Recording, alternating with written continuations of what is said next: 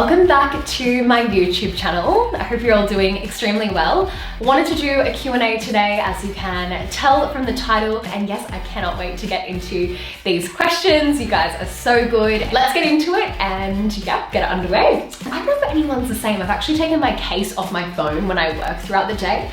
People will mention like, oh, you're cracking up. And then I just miraculously take off my case and they're like, we can hear you now. And I'm like, okay, so the first question here is, what is the first thing you do when you land a new client? I think this is such a good question. Just make sure that on our Google Drive, we make them a folder, and then we just make sure that we begin to collect all of their assets. So whether it's their logos, branding colors, fonts, anything about them that we really think is helpful in order for us to do our job.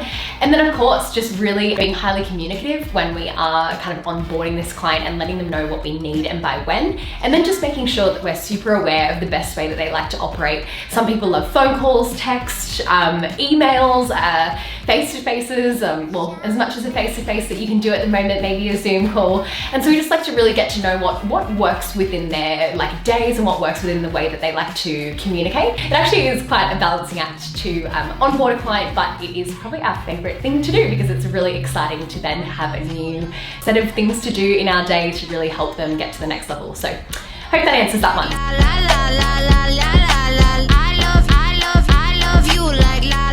So Carlin and I have just been shooting La La Land TikToks in the office, and we have just come down to the beach because we want to shoot one of our videos down here. We're doing a video on 4 different ways to use one of their amazing tote bags. It's such a beautiful design. This is actually the bag, which is stunning. I love you like la la la la la la la la.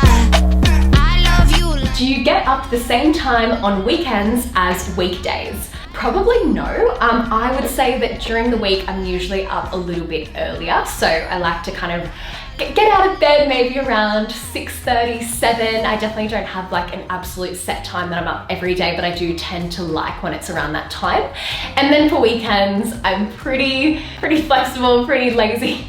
Not lazy, just like having my weekends. So I might kind of sleep until around 8:30. I really love just that like morning time where you don't have to be anywhere, you don't have to do anything. No, different times.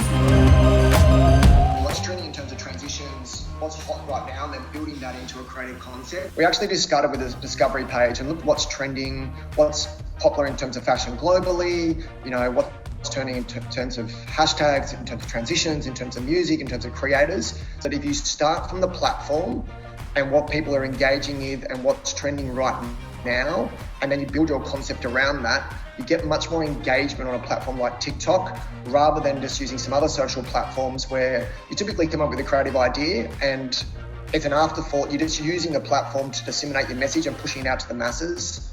TikTok plays a critical part in the actual creative process. That's the real difference, and typically you start that process through the discovery page. What's the best advice for branding and getting exposure for a brand?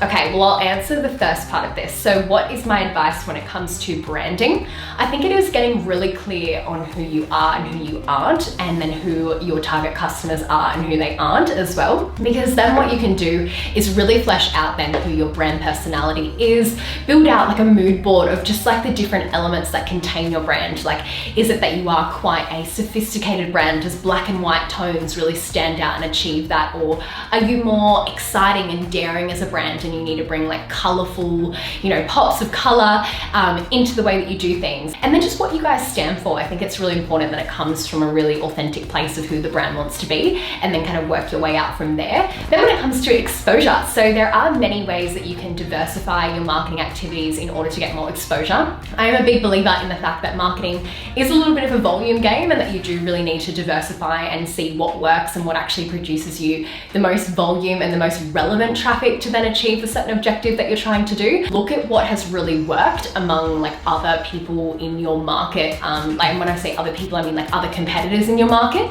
and what they're doing, what they're spending their time and their money into as a bit of a guide. And then also make some room into what you could test. Then start to scale on what works. Get out there and diversify and test basically, but make clever decisions on what other people in your market are doing, so that you can then, I guess with a safe bet, give that a go and test as well.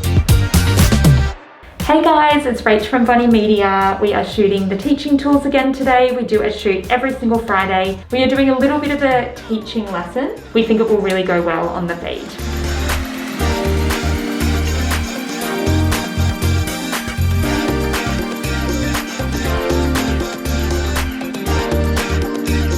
Do you need to do internships to land a job once you graduate? I wouldn't say that it is like ultimately necessary, but it is highly, highly encouraged. The more experience that you have and the more relationships that you develop when you are building up, I guess, your resume or your, I guess, portfolio around what you can do and how you can be of service in this world, you know, that is probably the two most important things when it comes to actually being, I guess, a competitive type of candidate in the market is your experience and your relationships. And then also the way that you are very proactive in terms of getting in touch with those decision makers. So I would say, yes, definitely do get internships, but not only for like, you know, building your portfolio, but really just to see what you like, what you don't like. But you may find that it could be a lot harder to land a graduate role if you haven't had any prior experience. It does happen. I've seen plenty of people, you know, be able to get that foot in the door.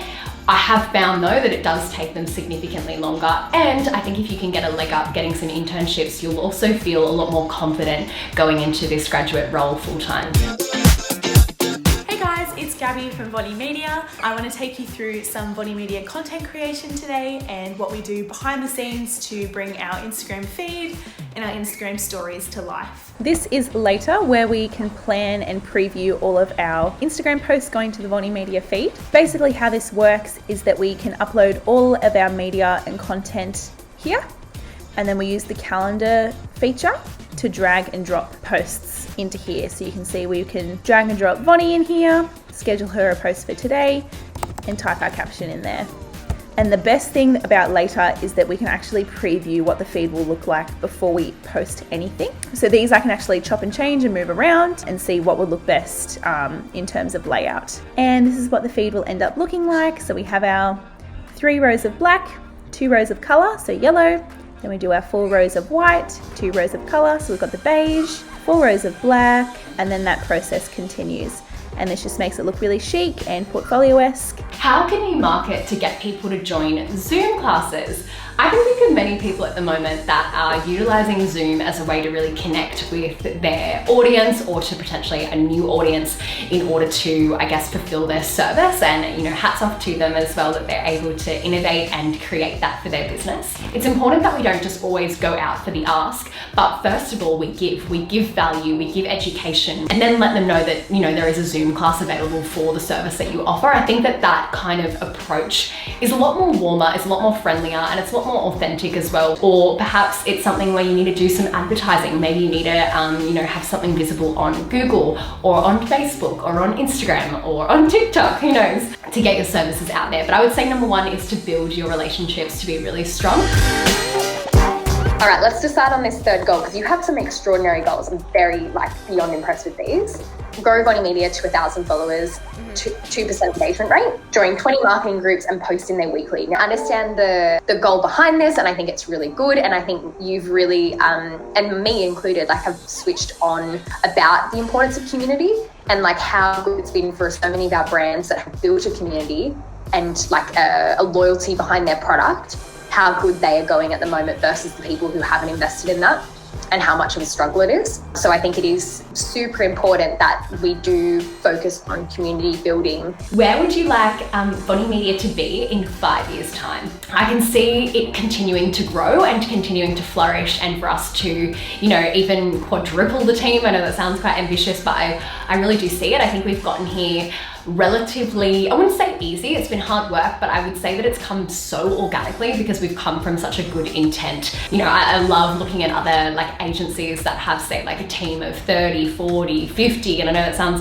wild, but that actually really excites me, and I think that we could handle and build a team that is really producing even more of this work. So that would be number one. Number two is that I really see us going into international markets a lot more as well. I'm really fascinated for some reason by the thought of doing something in New York, and I don't know exactly what it is yet, but maybe it's another Vonnie Media office over there, and also maybe in Melbourne, in Singapore, or even in Europe. I know that sounds like a really big picture, but I really think it's possible. I really believe in what we do, and I don't think it stops in Australia. I think that we're only just scratching the surface. I love product businesses, so I think I could see us having a few more e-commerce brands underneath the Vonnie Media umbrella. Finally, I would say I would love in some way, and I think we're kind of building this now with our YouTube, and I think we can create something really special that brings marketing to life in Australia, like bring so much color into what marketing does for businesses, celebrate people's achievements and wins when implementing marketing. I think that there's more to just building an agency. It's actually building like a bit of a community around the exciting stuff that goes on in our industry. So thank you guys so much for watching this video. I hope that it has been quite insightful into a little bit more behind Vonnie Media and just, I guess, myself as well. If there are further questions, feel free to leave them below or DM me on Instagram, and I would love to be able to do another one of these in time and just answer more of your questions. But until then, I do have to get back to work and back to kind of running all things Vonnie Media. So I will let you go, and I will see you in the next video. Before I go, remember to subscribe, remember to like this video if you did enjoy it and get something out of it, and we will see you next time. Bye!